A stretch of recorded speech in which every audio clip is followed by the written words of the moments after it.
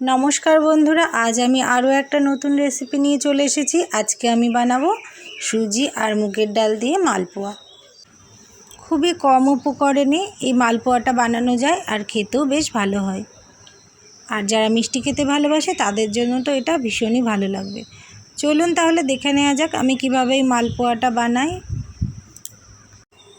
সবার প্রথমে আমি 1 কাপ মুগের ডাল নিয়ে নিয়েছি আর এই ডালটা আমি 1 ঘন্টা ভিজিয়ে রেখেছিলাম যাতে ডালটা খুব ভালোভাবে নরম হয়ে ফুলে যায় আর আমার ডালটা বাটতে সুবিধা হয়।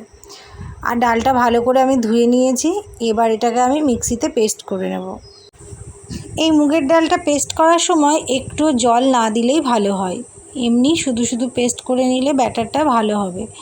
দেখুন আমার পেস্ট করা হয়ে গেছে, জল ছাড়াই করেছি, দেখুন এইভাবে হয়েছে। এবার আমি যেই কাপে ডাল নিয়েছিলাম ওই কাপেরই 2 কাপ আমি সুজি নিয়ে নিয়েছি আর সুজিটা কাঁচা সুজি। এই সুজিটাকে এবার আমি পেস্ট করে নেব।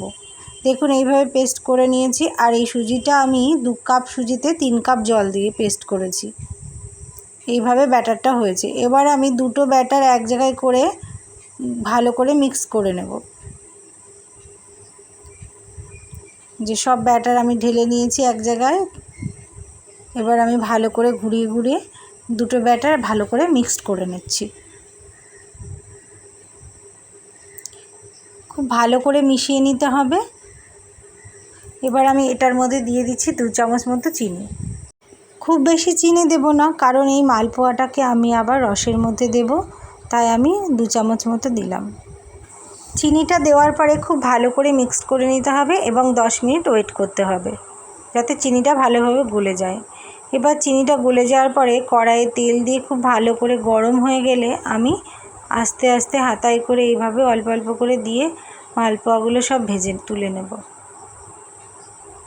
দেখুন তেলের মধ্যে দেওয়াতে কি সুন্দরভাবে ফুলে ফুলে উঠছে মালপোয়াগুলো।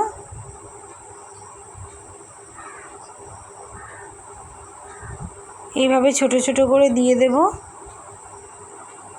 গ্যাসের জোর কমিয়ে দিয়ে ভাজাগুলো ভাজতে হবে। খুব জোরে ভাজলে উপরটা লাল হয়ে যাবে আর ভেতরটা ভাজা হবে না, এই জন্য গ্যাসের জোর মিডিয়াম টু লো ফ্লেমে দিয়ে ভাজতে হবে ভাজাগুলো।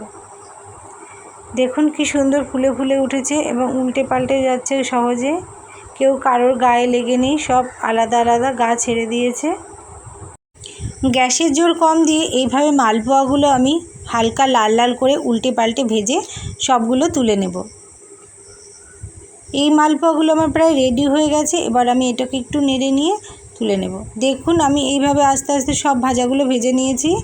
এবার কড়াইয়ের মধ্যে আমি দিয়ে দিচ্ছি 3 কাপ মতো চিনি আর দিয়ে দিচ্ছি 3 থেকে 3.5 কাপ মতো জল।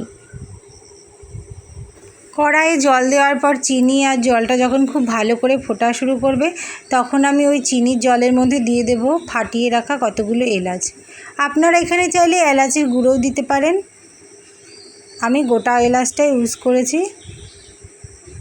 দেখুন খুব ভালোভাবে ফুটে গেছে আর একটা হালকা সেন্টও বেরিয়ে গেছে এলাচের। এবার একটু হাতা দিয়ে ভালো করে নেড়ে দিচ্ছি। দেখুন আস্তে আস্তে জলের কালারটা কেমন চেঞ্জ হয়ে গেছে আর গাঢ়ও হয়ে এসেছে প্রায়। এবার আমি ভেজে রাখা মালপোয়াগুলো এই চিনির রসের মধ্যে দিয়ে দেব। সব মালপোয়াগুলো আমি একে একে দিয়ে দিচ্ছি। রসটা গরম থাকতে থাকতেই মালপোয়াগুলো সব দিয়ে দিতে হবে, তাহলে খুব ভালোভাবে মালপোয়াগুলোর মধ্যে চিনির রসটা ঢুকে যাবে। দেখুন মালপোয়া আমার রেডি হয়ে গেছে। 10 মিনিট পর আমি আপনাদের দেখাচ্ছি।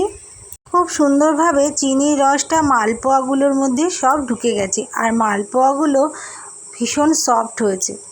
দেখুন কি সুন্দর লাগছে দেখতে মালপোয়াগুলো। আজকে আমার এই মালপোয়া বানানোর রেসিপিটা আপনাদের কেমন লাগলো কমেন্ট করে জানাতে ভুলবেন না। আর কেউ যদি এইভাবে রেসিপিটা বানিয়ে থাকেন সেটাও আমাকে কমেন্টে জানাবেন। দেখুন আমি দেখাচ্ছি একটা মালপোয়া নিয়ে কতটা সফট হয়েছে। এই দেখুন কি সুন্দর নরম তুলতুলে হয়েছে আর এটা খেতেও ভীষণ টেস্টি। এই মালপোয়া বানানোর রেসিপিটা যদি আপনাদের ভালো লেগে থাকে তাহলে প্লিজ একটা লাইক কমেন্ট শেয়ার করে পাশে থাকবেন। ধন্যবাদ।